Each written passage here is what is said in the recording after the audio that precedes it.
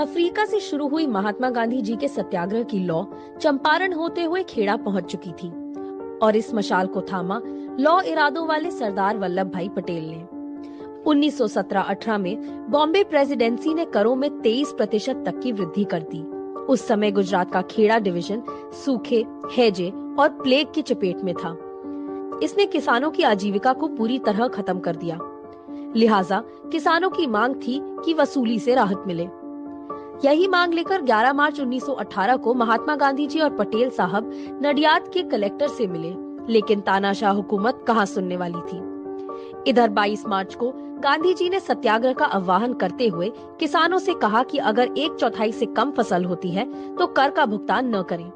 और उधर सरदार पटेल ने गांव-गांव घूम-घूम कर किसानों से प्रतिज्ञा पत्र पर हस्ताक्षर कराया कि वह खुद को झूठा कहलाने और स्वाभिमान को नष्ट कर टैक्स देने की बजाय अपनी भूमि को जब्त कराने के लिए तैयार है।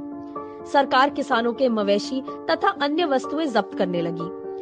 अंग्रेज सरकार खेड़ा के किसानों की हिम्मत तोड़ना चाह रही थी, मगर खेड़ा के किसान अपने सरदार की प्रतिज्ञा से कहां पीछे हटने वाले थे।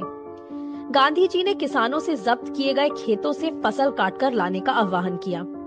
किसानों को गिरफ्तार किया गया, मुकदमे दर्ज हुए, यातनाएं दी गई, मगर खेड़ा का किसान झुकने को तैयार नहीं था। महात्मा गांधी जी के मार्गदर्शन और सरदार पटेल साहब के नेतृत्व में खेड़ा सत्याग्रह ने अंग्रेजी हुकूमत की नींदें उड़ा दी। अंततः 27 जून को अंग्रेज हुकूमत ने घुटने टेक दिए और 2 सालों के लिए न केवल वसूली स्थगित की गई, बल्कि किसानों की जब्त जमीन भी लौटा दी।